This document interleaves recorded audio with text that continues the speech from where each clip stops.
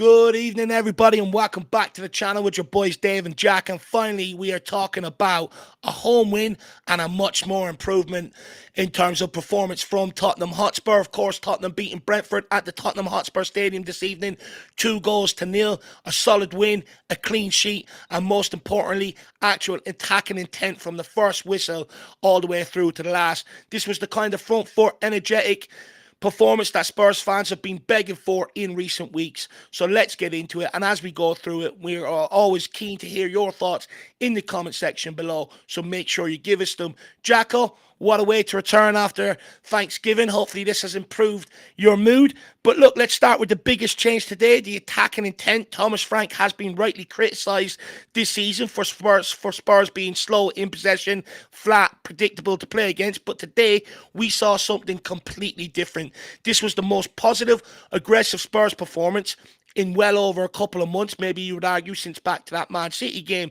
So what changed today? Was it players stepping up and finally showing their quality, or Thomas Frank taking the handbrake off and letting them play? I think it was the manager just taking the handbrake off. It seemed like all of a sudden, there were passing options for players. They were playing some nice 1-2s with each other, first time passing. Simmons picking up some great pockets of space. Of course, maybe taking the handbrake off and allowing Simmons to play with that sort of type of freedom and that type of personality as well in the game. And I just think it was mostly down to the tactics, but of course, don't take anything away from the individual performances. I felt like everyone had a good day today. Everyone pretty much played well. There was nobody that was faltering or anybody that was lagging behind. Everyone really showed up on the day. Tons of energy, tons of commitment from players. Jed Spence was still running up and down the flanks up until like the 96th minute. So really credit to the players for giving their all and not hiding at all in a game like this. But I think also credit to Thomas Frank. I think however he's done it, he took the handbrake off and really allowed these guys to express themselves. 100%. Now, that's where I sort of land. That has been the handbrake taken off. I've argued that I think the system has been far too rigid in terms of, scope for players to be able to move and, link up 1-2s and stuff like that. And to my point, the double pivot today, it was actually Graham Bentancur, but they played much further up the pitch. They were roaming forward. You had your fullbacks bombing forward. You had players overlapping today, which meant we could see some link-up play, some lovely fluid moves here from Tottenham Hotspur. And this is one thing that I have heavily criticised Frank on over recent weeks, the fact that we were far too rigid, that although maybe there were some questions around individual quality across the front line, I've argued it could have produced a lot more than what it has done in recent weeks. And taking the handbrake off today is exactly why we've seen that performance today. We've seen bodies being allowed to flood forward, bodies being able to get in the box, which led to multiple opportunities. We pressed them high out of possession. We got aggressive with them, something we haven't done in recent weeks. So it's definitely 100% tactical. My hope now is, because it's easy to show no fear sometimes when all the pressure's on you, or, now that the pressure is maybe calming down a little bit, which we're going to get into, is he going to show that same intent against Slavia Prague, Nottingham Forest coming up? Because I think there's two big games that we can go and show the same intent, which then gives you confidence heading into that Liverpool game. If we can get something out of that, all of a sudden the whole momentum around this football club changes. So hopefully we do see more of Thomas Frank maybe taking the handbrake off, because this is where I sort of land on the whole thing. Yes, the squad isn't built in his image. It is more built to play on the front foot football. But any manager coming in order to get his foot in the door and build that confidence, it's always he's going to have to come in off the back of someone else's squad and produce the best of what he can out of it. And this squad is clearly built to play on the front foot. With Thomas Frank, I think where he has missed the trick is he's come in and tried to almost mirror us to what he played at Brentford. But we don't have them players. We have a different set of players with different skill sets. And I'd argue we've got a much better player and a much better squad to be able to play on the front foot. And that's why this squad is built this way. But where Frank missed the trick was he didn't have to actually do too much. All he had to do was come in and bring a bit more of that defensive structure around the place. Add in the secret weapons of the long throws and the set pieces. And all of a sudden we're on to a good thing. And hopefully, coming off the back of this today, that, Spurs fans have sort of been met in the middle with this, that Thomas Frank has maybe gone the extra mile to take the handbrake off. Also, the inclusion of Simmons, we'll get on to him as well. I think that was massively helped. And Jack, hopefully, in my opinion, maybe this is the blueprint to build off moving forward for Thomas Frank now? Because before the game, he sort of came in admitting he didn't really know his best 11 and stuff like Yeah. that. Maybe today's been the blueprint to build off moving forward, do you I think? think it is. I think the lineup that he's gone for today is a blueprint to go with. I think the way that Xavi Simmons picked up those spaces, like I mentioned before, is a blueprint to work with. Teams are going to have to realize that he is an actual threat if given that time and space. He also won the ball back in some really good areas. I think we showed a lot. I think we showed we can build in possession, but we also were able to turn the ball over and counterattack quickly on that Brentford team. I think they're usually a team that I wouldn't say that you're able to easily counterattack against. So we really did move with some devastating pace at times. We played some nice balls over the top. I just think we showed a little bit of everything, really. We showed, like you say, like we can always hurt teams from set pieces, long throws, that type of thing. And we played a lot of long ball under Thomas Frank. But today we actually showed that there are other elements, of the attack that were coming through. And I think it was a huge blueprint today, both with the lineup, but also just the manner in which we played, especially against a team like Brentford, which I think are a beatable team. Don't get me wrong, but it's the Copenhagen game was maybe the last game we saw recently where we Yeah. really showed that attacking endeavor. But I think we all sort of knew it was like, well, it is kind of only this Copenhagen side Yeah. who just really aren't that great. Whereas I think Brentford, almost maybe showing respect. Like people are saying, oh, like Brentford were terrible. It's like, yeah, but they're still a Premier League outfit. Like to sort of outplay them in the manner that we did, especially at home when we've just been terrible for a long time now. I think there's a huge blueprint. So 100% agree with that question. And look, I have seen a lot of that. Oh, Brentford are terrible. Let's not get too carried away. But how much of it is an element that we actually made them look terrible? This is a Brentford team that beat Man United, that beat Liverpool. You Yeah, know what I fair mean? point. Actually, yeah, They're I not didn't that realize that. bad. When you look at how we went at it today in terms of, we know Pedro Porro has that ability with his passing range, but he hasn't really been allowed to use it with the way we've been set up. Today, the first goal came from that exact ball over the top.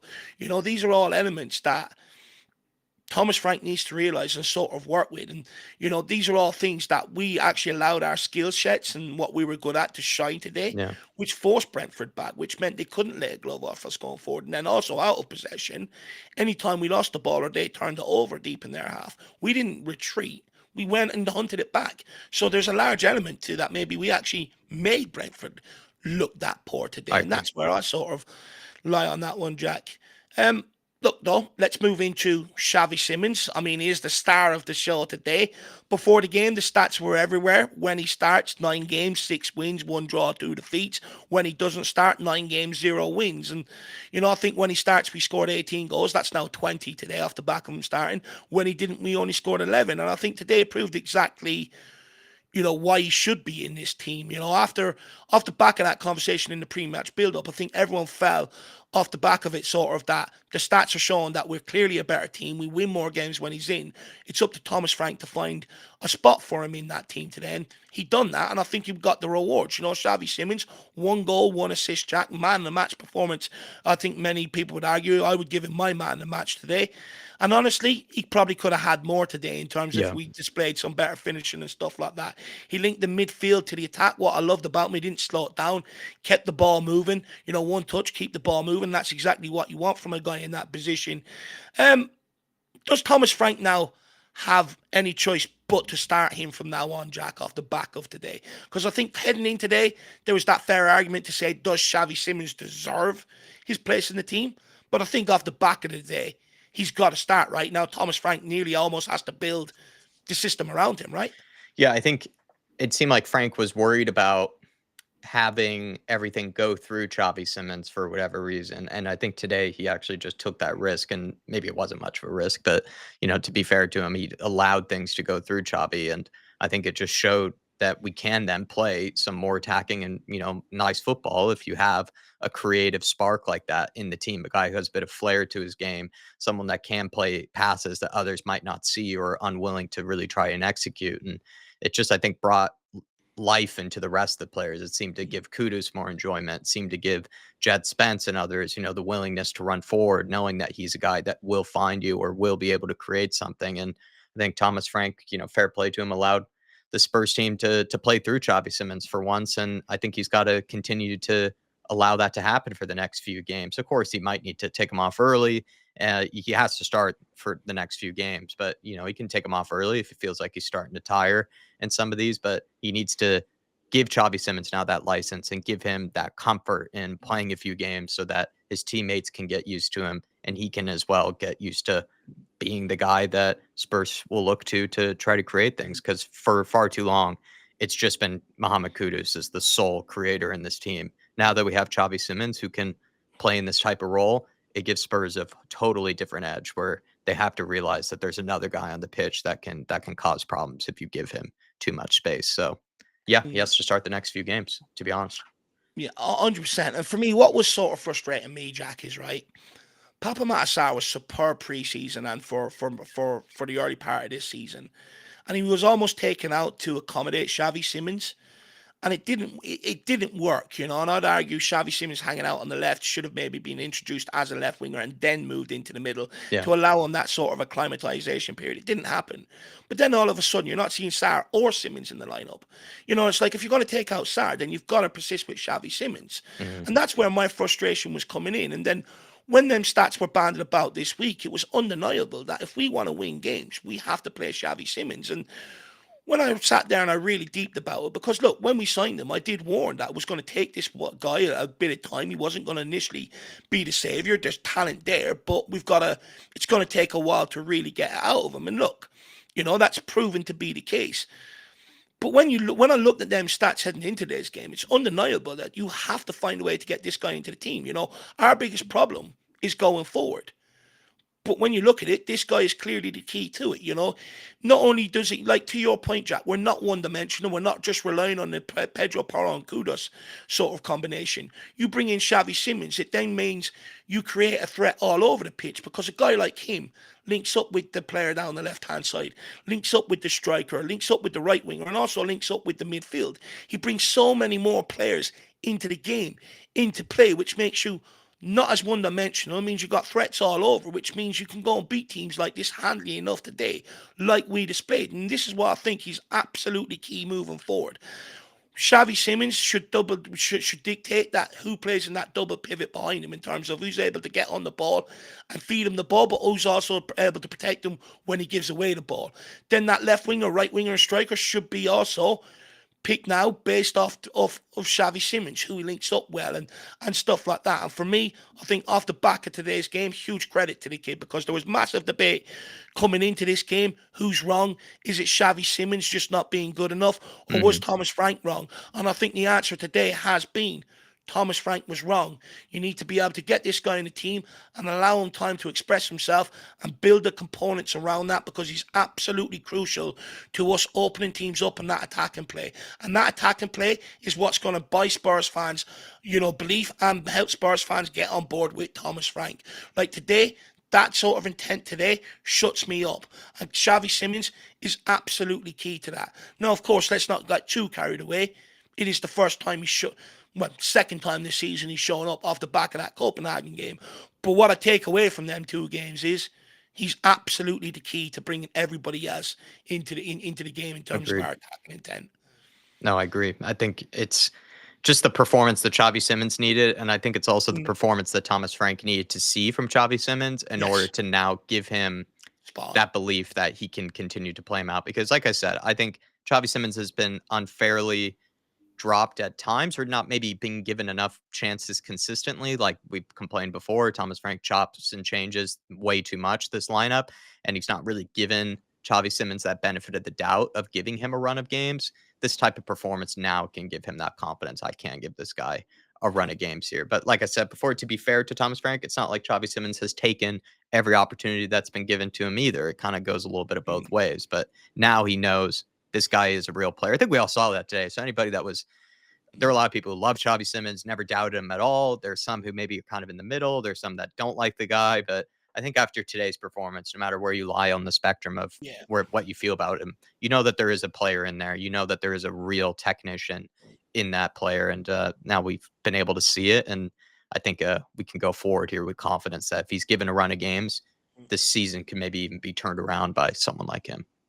absolutely spot on. And just quickly, Jack, how much credit does the kid deserve actually in terms of coming through the adversity he's come through? Because if you actually put yourself in his position, right, 22-year-old, new country, new environment, new club, different league, much more faster, stronger than maybe what you're used to. You come for a huge price. You don't deliver off the bat. It's probably gone on longer than what maybe you expected initially as a player. How much pressure does the kid deserve to sort of come through that adversity and stand up? I think he deserves credit in that, from what I can tell, he hasn't maybe pouted or moaned too much, right? Mm, He's been coming off the bench. When he has come off the bench, I would say he looks like he's trying to make something happen. He looks desperate to impress. He's not already giving up. I would say as well, like I've credited him before, like defensively, he does work quite hard. He looks to try to get stuck in and make challenges, and he's not shying away from the physical aspect in that regard. He's just been dropped, I think, unfair or not. Like I said, he's just not been given a consistent run of games. When he is the marquee signing of this summer, he is the guy that we're sort of banking on to play well and sort of carry us while Kulusevski and Madison are both out.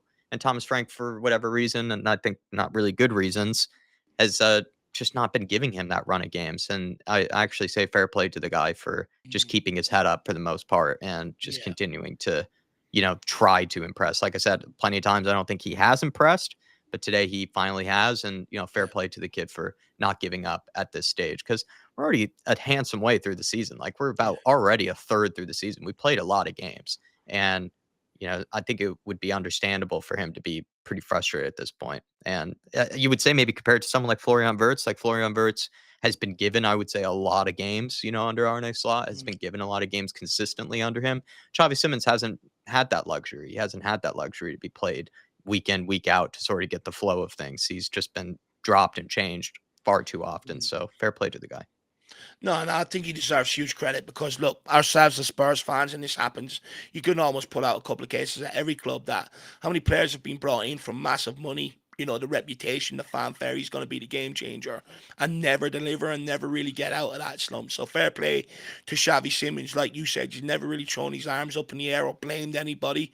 He's just got on with it. And, whatever minutes he's been given, and they've been sparingly recently, he's tried to come on and affect games, and that's all you can ever ask for a player. And I think today is the rewards for having the right attitude towards turning it down. And also, just lastly on Xavi Simmons, the quality for both goals as well. I mean, Yeah.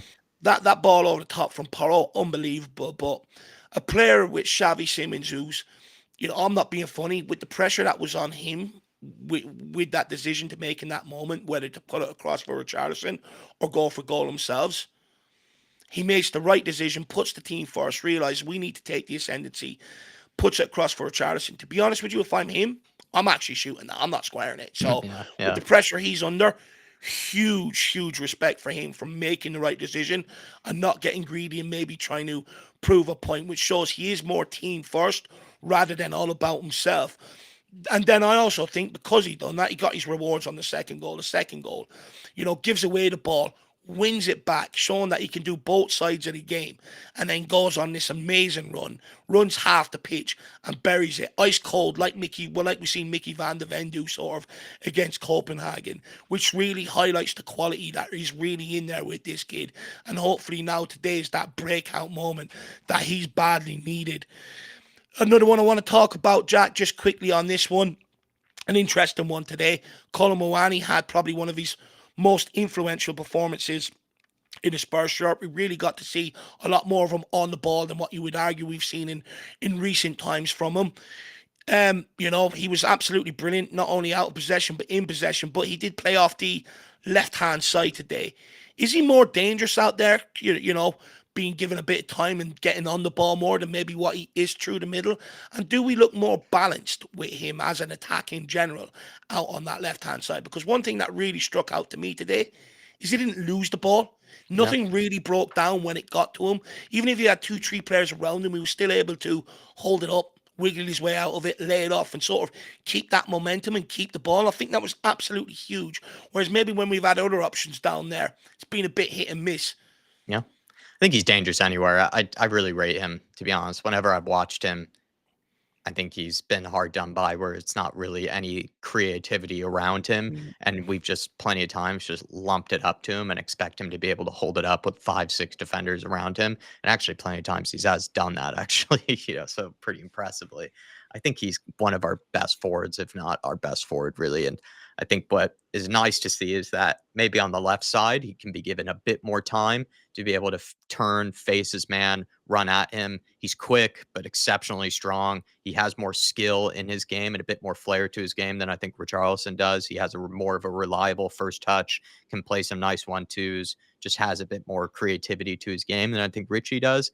I still say, though, I think he's still very serviceable, though, as a striker. I just think maybe the one thing that hasn't gone well for him is that some of the chances he has been given to score this season, he has snatched at a few of them, but every time that he's played, I've been very, very impressed with him. And I also really enjoy his work rate. I think he's probably been the hardest working of any of the forwards that Yeah, we've he was seen superb this today. this season. At one point, I would have given that to Kudus. I think Kudus maybe to start off the season was easily our hardest working player in the forward line. I think Kolo Muani has actually very quickly become that guy. And that's what I've been very impressed by for a guy that is on loan, Mm, is probably just looking to try to play well so that he can be picked for the France squad. I don't blame him for that. He's also in a time when we played some pretty awful, disgusting football. You still see him tracking back. You mm, still see him pressing players. You still see him putting a lot of effort in, despite mm. us at times playing pretty terribly. So I really credit this guy's attitude, and I think he's actually good anywhere. He's one of those players where it feels like you just put him anywhere on the pitch and it'll look good. But that strikes to the quality of a player, and I've always Seriously, said yeah. this: a quality player can play out of position and still be effective. You compare his performance there compared to Brennan Johnson's against Newcastle. Absolutely night and day. No excuses need to be made for Mawani. And I would argue we look so much more potent in the attack because we had a player that was willing to get on the ball, willing to run in behind. But in them moments when you need that bit of quality to be able to link up and, play through a couple of players, he's showing that. And for me, before coming into this game, I would have said, no, play him through the middle, play Udebar off the left hand side. But I actually think coming out of this game, Frank has to persist with Kudus down the right, Simmons through the middle, Muwani off the left, and Richarlison up front. Because at the end of the day, I know people have the gripes with Richarlison, but he's the club's top goal scorer. Scored another one today. Again, didn't have to do anything to affect the game. It's still comes out with a tap in. I get it. But he's there in the right place, the right time. Certain people gave Brennan Johnson a pass for nearly 2 years for doing that off the right hand side, when really that's what you do expect from your striker.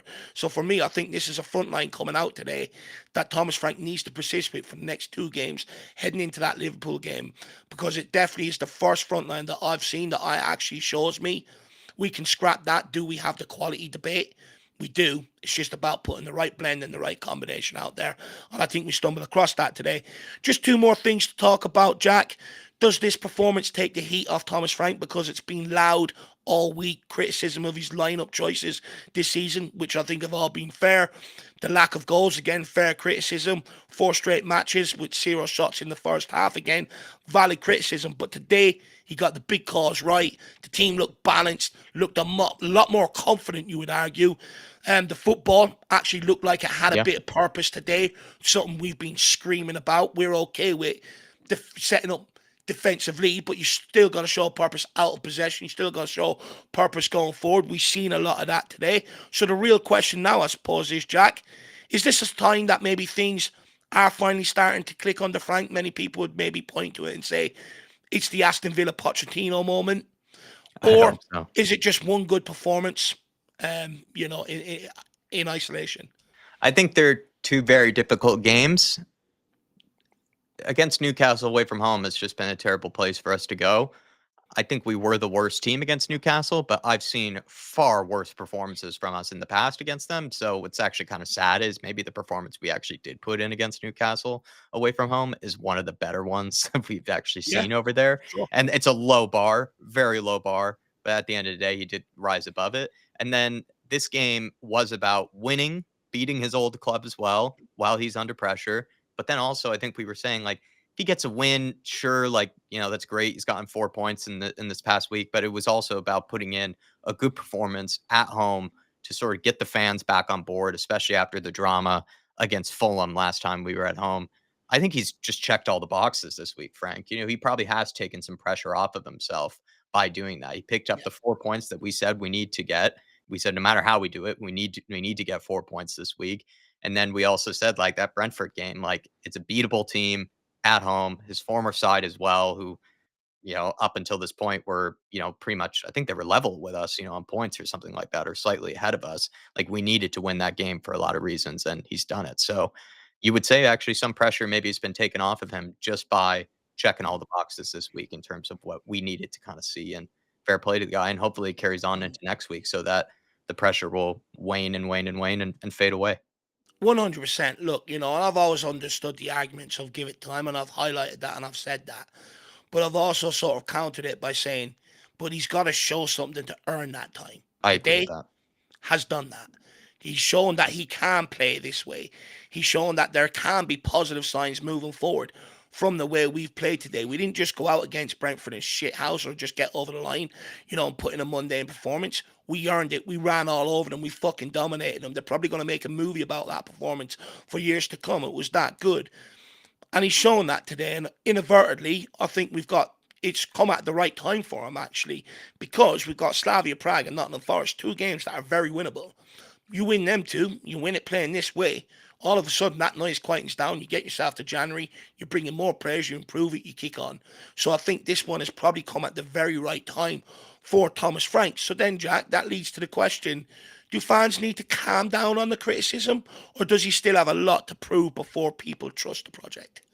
I don't like I don't get that sort of comment like about like, oh, you need to calm down with the criticism. It's like, yeah, after today, like he deserves his flowers. Like For sure. there shouldn't be anyone criticizing him after Credit where today. But credit's due. I don't really get like the idea that somehow before this game that like there's no criticism warranted. Yeah. Like, come on, like what are we doing here? Like we've won 3 in the last 14 games.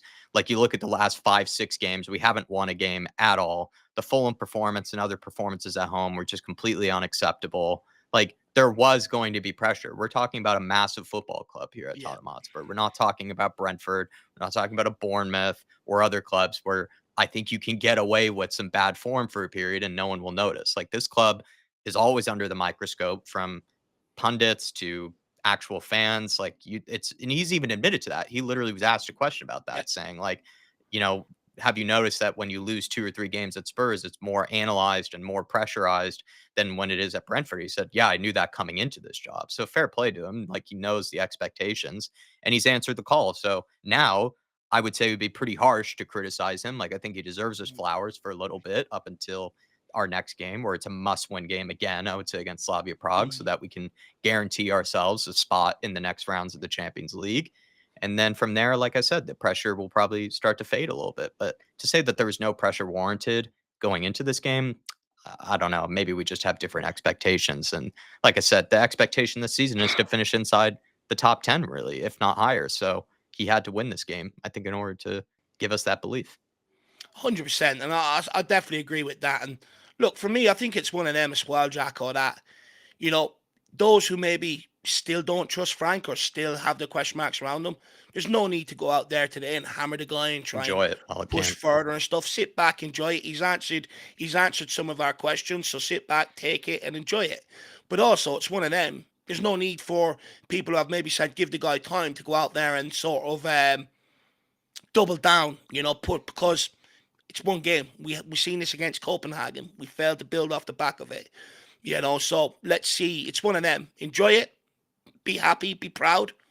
And let's see how we do over the next few games moving forward. And I think that's where I'm at with it today. Honestly, I'm not even going to engage with some of the stuff online or in group chats or anything today. It's just one of them. We won. That's the only agenda that should be at Tottenham Hotspur is winning games. We've done that today. So let's enjoy it. Lastly, Jack, this is important. After weeks of frustration, booing, and criticism, today the Spurs fans applauded the players off the pitch today. And the players, I think, it looked like they felt good, and it is off the back of a good performance, a clear plan, energy, and effort. Like we said, things that fans have wanted to see. And that's why the booing came out, because we weren't seeing any of that. And look, today the team delivered, Jack, and they got applauded off the pitch rather than booed. So they responded in there. Spurs fans responded, showing that when things go well, we will give you all our love. But when things, aren't acceptable, we will also let you know, which I think is fair, because I think in recent weeks it's been unfair that the fans have been criticised for being too harsh or too much expectations, when in reality that's not the case. We hold the standards and we just let them know Yeah. when they've fallen below it. So, I mean, do you think hopefully this unity now, Jack, is here to stay moving forward? Is it just one weekend only? The fans needed this type of performance, and I think to a degree we had said this for a while. Like the fans are reactive to what they're seeing on the pitch. Like they're not one of those that I think are just gonna maybe blind loyalty, just sort of like be cheering them on no matter what. Like it'd be nice if that were the case, but I think the Spurs fans have been witnessing the worst home record of any side in the Premier League for over a year now. So I think Yeah. that just blind optimism, that blind faith in the team has unfortunately been chipped away at. And now I think Yeah. fans have gone into the stadium nervous, not sure what sort of Tottenham Hotspur they're going to get, or very worrying that they will get the Tottenham Hotspur that they've been seeing for over a year now. And getting a performance like this, where for minute 1 through minute 90, we were dominating them, looking to put 3, 4, 5 past them. I think the fans reacted the way that they should. Apparently, there's some tweets that said, I've never heard the Spurs Stadium as loud as that for a long time now. So it just shows if you play nice football, if you show that you're trying to attack, if you're trying to be the dominant team at home, the fans will get behind you. They will not be a library. They will be a library, and they will be a bit of a toxic atmosphere if you're not showing that endeavor. And if you are, to be honest, just playing terrible football. So I think it's a two-way street, really. It goes both ways. Like the fans should get Mm. behind the team when they're playing excellent football, or when they're at least showing effort and trying. And then the players, need to give us that belief that they are going to get something from it today. So, no. I'm actually relieved to see the outpour of joy and appreciation for today, actually, Jack, because look, I think remarkably, Spurs fans were almost starting to be blamed for everything that's going on at the club. Yet, where none of us kick a football, none of us decide the game plan, none of us decide transfers, none of us decide the Yeah. strategy inside the club, and none of us decide any of the appointments with inside the club. But yet, somehow, we were almost becoming the problem. That we were the biggest problem. I think coming out of today really shows that we ain't the problem. It's when things fall below standards, we uphold them. But when you actually are doing what we expect you to do as fans, you will get that outpour of emotion. You will get that love. You will get that joy. So I think today was absolutely huge, and I'm glad, that it happened today, because I'm really starting to get fed up of fans being made out to be the problem for everything that's going on. And I'm fed up with it. So I'm glad to see that today. So, guys, that is it from us on this post match reaction. Some questions for you guys at home watching to be able to get in and give us your answers to in the comments. Was this Spurs' most convincing performance under Thomas Frank? Should Xavi Simmons now be the first name on the team sheet moving forward? Mm. Did the Spurs players step up, or did Frank finally release the handbrake in terms of the intent we've seen today? Does the criticism around Frank maybe need to calm down a bit, or are you still sceptical? And is Colin Mawani better suited, and are we better suited with Mawani playing off the left-hand side today? And also, give us your opinion, on how nice it was to see the fans applauding the team off the pitch instead of booing, showing that we are fair and we will also adore you when you do things the right way. So if you have enjoyed it, lastly, smash that like button, smash the subscribe button, and we'll see you again back here for Twitter Reacts, which is hopefully going to be a belter. It always is when we win. Make sure you look out for that tomorrow. Come on, you Spurs. Come on, you Spurs.